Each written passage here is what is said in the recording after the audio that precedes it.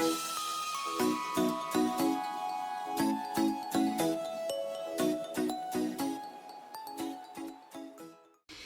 friends, Michelle here from Scrappy Soul Sister, and I am working on my fourth layout for my Creative Scrapbook using the limited edition kit. And so these are a couple of the papers I have left. Here is the picture I'm using of my grandparents and my little baby mom. And then I'm also going to use the cut file. And so I mean, I might do this and just build up here, but I mean, that's kind of similar to the other three layouts I have done. And so I was also thinking about adding a bolder pattern, which would be this black and white stripe, and either having it be on the top or even maybe just having white at the bottom and leaning into maybe a little bit more mixed media. And where I could really use, you know, the stencil that comes in the kit. I could do a little bit more with the decoupage sheets. You know, I can decoupage under here and maybe over here and do like a little embellishment over in the corner here. So that's really, I think, what I'm leaning towards. So I'm going to start by, let's see, I think I'm just gonna tear this.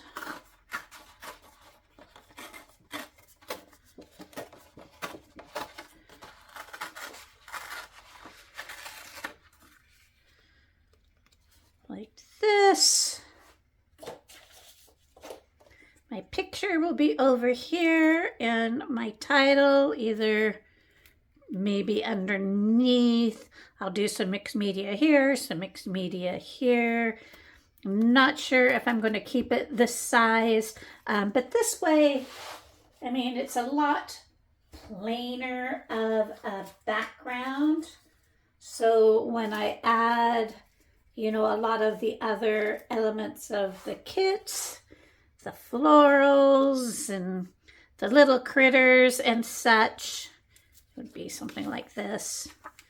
They'll really hopefully pop off the layout a bit. And so let's see if we can make that happen. I'm going to start by adhering these, and I might do another little strip underneath this. I'll adhere it and then I'll cover the whole thing with clear gesso so I'm ready for mixed media. All right, let's get to it. All right, so I have applied my clear gesso and picked out the two pieces, or torn out the pieces of the decoupage paper, and I'm going to go ahead and cover that with collage medium and then as well as underneath so it adheres. Now, a word about gesso. I might have talked about this before, so forgive me if I am being repetitive, but I do use clear gesso. Particularly if I am putting it on white paper, because sometimes the color of the gesso is a different white than your cardstock and it can feel weird. I do use white gesso if I am creating an area on a mixed or on a pattern paper that I want the color to really show through. But that wasn't the case here. So I just used clear, and now I'm taking a look at what kind of embellishments I want to use. I love that clock, so I cut him out of the pattern paper. I have a couple frames that I'm going to use, one with that purple and white pattern paper, and then a floral, a larger floral where the large frame. But here I am just kind of figuring out how large my clusters are going to need to be so that I can make my mixed media large enough that it will show through.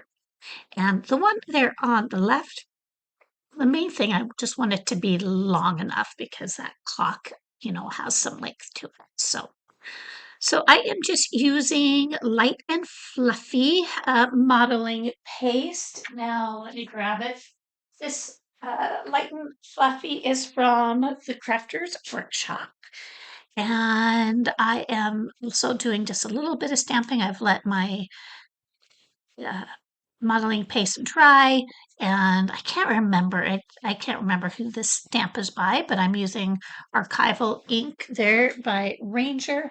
I frequently will use a gray. This is graphite rather than black. Black can be pretty strong.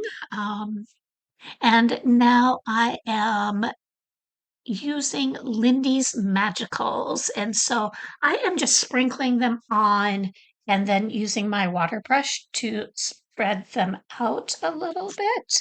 And I am going to dry in between so I can use some colors without worrying about them creating mud. So I love this brown color. This is vintage Caravan Caramel, and this one is a Lindy Shaker. The next one I'm going to use is also a Lindy's Shaker, and it is Smudge the Sage. And so that is what I have just sprinkled on. I thought, maybe I'm wrong. Nope, it's out of a pot, right? I can see it there. So this is a Shimmer's Inklings. This is Ruby Lost Her Slippers. And I'm also just going to do a few little splatters. And lots of times, like if you have a pool of color, you can use a block or packaging to kind of spread it out a little bit. That's what I was doing up in that top left.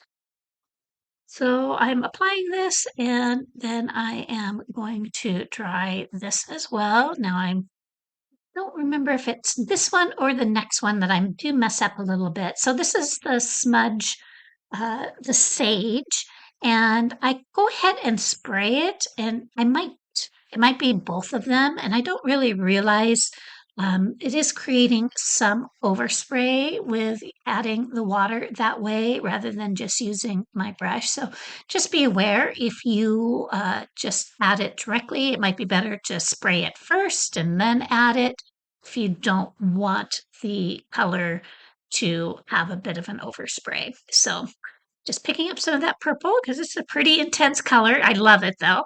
And I think I'm close to being done. I'm going to go ahead and put on some white splatters while it's still a little wet, just to create a little bit more depth of color.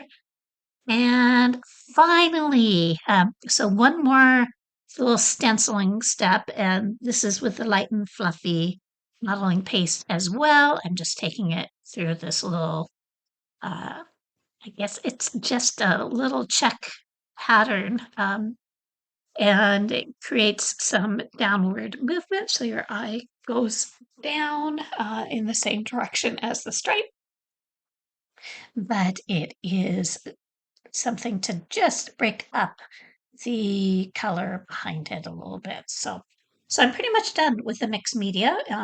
My apologies for the remote control there. I didn't even realize the whole time that it was right next to me. I need to come up with a home for it.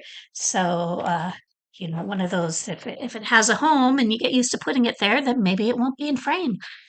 So here is my picture. I matted it behind that same purple and white pattern paper. I'm adding that card. I'm going to add that pipe there to the left of it. So I think that actually will move to the right.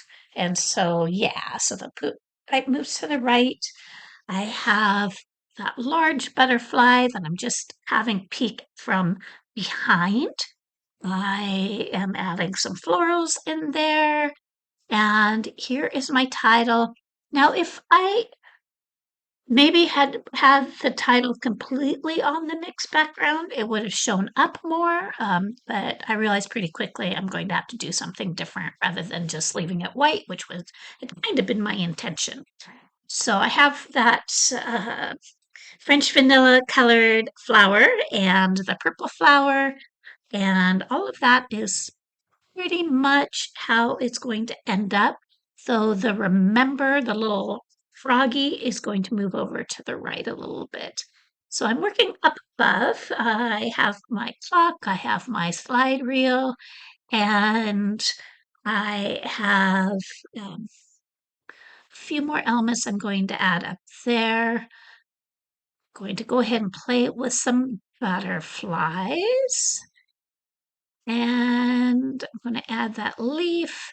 Now, I neglect to film some of the process at the end. And so let me just tell you, I am going to end up moving that pink flower over to the right of the clock, and it will have an ivory flower as well. And then that little memories or that little round tag that is under the pink flower is going to uh, go up to the right by the flowers. I just don't, there's a lot of round elements there together. The clock face, that little tag, the little viewfinder reel. So I do move that around. And so, as you can see, I'm moving my title around a little bit. I'm like, eh. I mean, it's probably would have been fine, but I do like it to show up. So that little splash you saw there, I was just holding a black title up to see if I liked black better. And so I am going to go ahead and color this title, starting with black soot. That feels a little faded, and so I do grab a black ink pad from close to my heart that is intense black, and it is a solvent ink, and so it is a little bit darker. And so I'll pull that over here in a moment once I get it all inked up. And I do like that better, but it doesn't feel like it feels, first of all, a little harsh. And so it feels a little harsh, and it doesn't feel like even with that black and white striped paper, that there's enough black in the rest of the layout. And so I thought about, maybe doing some die cuts of, some bricks or honeycomb or something like a pattern. Oh, there, I might be moving my flowers around like I talked about earlier.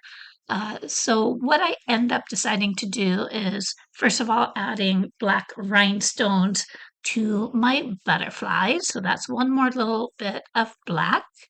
And then I am going to back my love title with the green sagey color from one of the pattern papers. So that's how I end up solving it. And so I'm taking a picture of my layout so I can decide how I want to edit it. And that's how I decide to move that pink flower, etc., up to the top. And like I'm battling that title is, should I move it somewhere else? No, I know I want it underneath, but I've told you how I'm going to solve that issue. So um, I am going to add that, remember the little things underneath, and I'm just going to have the little banner underneath it a little bit skewed. You'll probably see me touching that here in a moment. Going to add a few little bits and pieces, a few more little vines over there to the right, and a few more loose florals. And I'm thinking about that top left corner because I want to build onto that viewfinder a little bit. All right, everyone, I managed to complete my layout without having my camera on. And you saw a lot of the cluster building and all that kind of stuff. So some of the finishing details were the butterflies. I added those black rhinestones.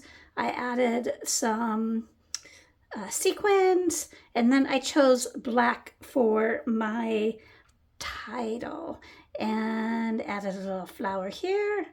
And yeah, I think the only other thing is just the smaller details. I added the gears as well.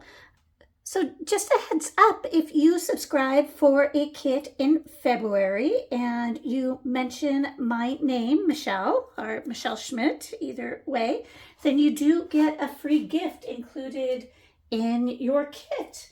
And so if you've been on the fence, now is the time. Let me know if you have any questions. Thank you for watching, and here are some close-ups. Thank you, everyone.